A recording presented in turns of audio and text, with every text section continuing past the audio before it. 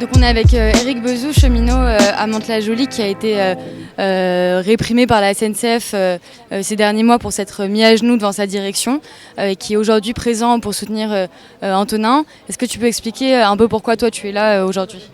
Bien sûr, déjà je pense qu'il faut avoir une solidarité de classe. Antonin, il fait partie de la classe ouvrière, enfin de notre classe, qui est réprimée de toute façon globalement par le pouvoir en place, par l'oligarchie, par la finance, etc.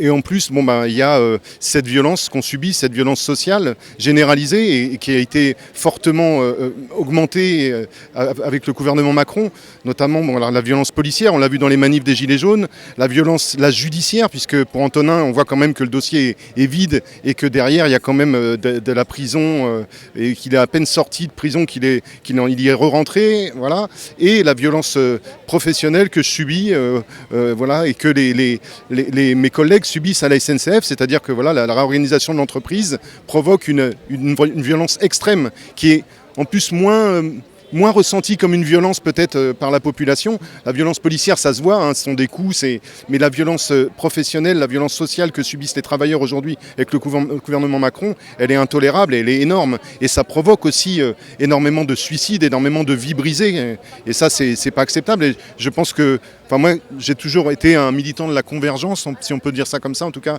pour le regroupement des luttes. Et je pense que c'est comme ça qu'on aura de l'efficacité. Et c'est d'être solidaire avec toutes ces luttes qui sont en réalité qui vont toutes dans le même sens.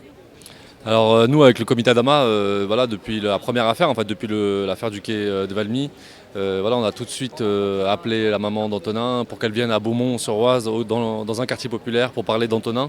Parce que pour nous c'est important, on pense que ce que fait l'AFA en général, parce que c'est l'organisation auquel appartient Antonin, c'est notre combat aussi, c'est les mêmes luttes. Quand on a fait par exemple l'appel à rejoindre les Gilets jaunes, c'était avec l'action antifasciste Paris-Banlieue, avec Antonin notamment. Et donc on a mené ce combat contre l'extrême droite pour investir ce mouvement, pour investir le mouvement des Gilets jaunes, pour combattre l'extrême droite idéologiquement, mais aussi physiquement, pour pas qu'elle soit présente physiquement dans les cortèges. Et donc aujourd'hui il est en prison pour ça en fait. Il est en prison parce que il est en prison pour ses idées, c'est un procès politique auquel on a assisté aujourd'hui. Et donc c'était normal qu'on se batte à ses côtés et qu'on soit là aujourd'hui au nom du comité Vérité et Justice pour Adama. Surtout que c'est une question qu'on connaît bien, la question d'emprisonnement pour essayer de faire taire, pour détruire une organisation politique, une mobilisation. On l'a vu avec par exemple les frères d'Adama Traoré, puisqu'il y a 5 frères condamnés, 4 qui ont été emprisonnés.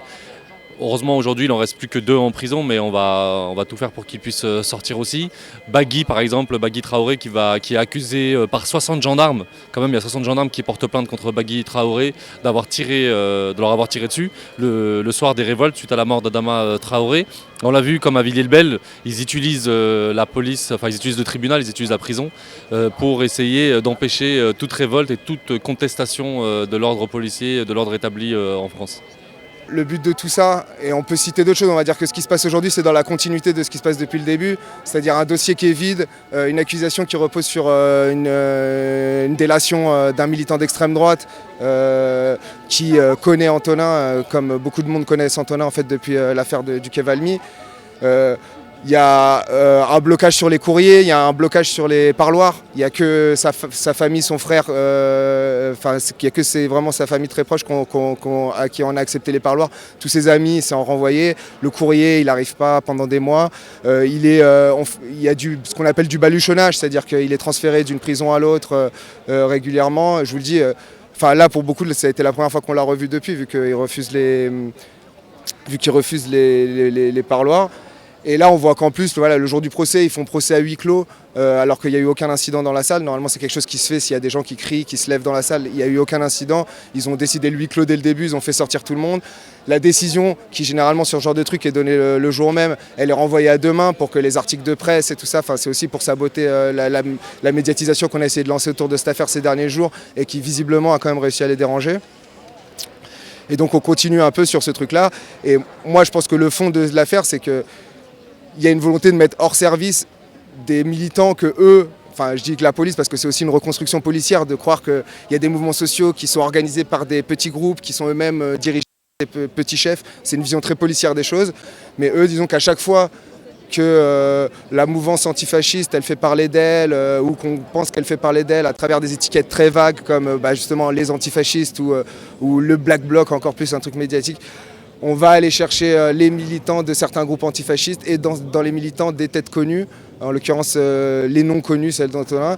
Et voilà, moi ce que je pense, c'est que vraiment l'incarcération d'Antonin là actuellement, elle a finalement... C'est pas qu'elle n'a pas grand-chose à voir avec la question de la lutte contre l'extrême droite, parce qu'en fait, cette question, elle s'est posée au sein des Gilets jaunes, mais je pense qu'elle a beaucoup à voir avec la répression du mouvement des Gilets jaunes. C'est-à-dire que nous-mêmes, on sentait qu'il y avait une pression, qu'on était quand même pointé du doigt dans ce mouvement, notamment aussi parce qu'on a mis un peu en crise la stratégie médiatique qui était celle de Macron au début du mouvement, qui était celle d'assimiler le mouvement à l'extrême droite. Et finalement, ça les arrangeait pas du tout de voir que dans les gens actifs dans ce mouvement-là, il y a non seulement des gens qui ne sont pas assimilables à l'extrême droite, mais qui sont plutôt assimilables aux gens qui luttent contre l'extrême droite depuis très longtemps.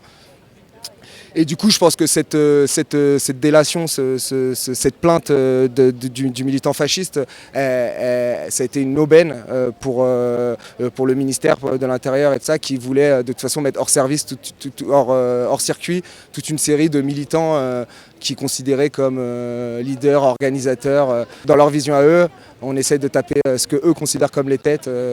Lorsqu'on s'est installé dans cette petite salle du tribunal là, de grande instance de Paris, il y avait un silence, on pouvait presque entendre une mouche voler, un peu comme si on pressentait ce qui allait se jouer. Donc sitôt que la juge des libertés Isabelle Lemaire est entrée dans la salle, tout de suite elle a fait part de la requête de la procureure qui demandait à ce que cette audience se fasse à huis clos.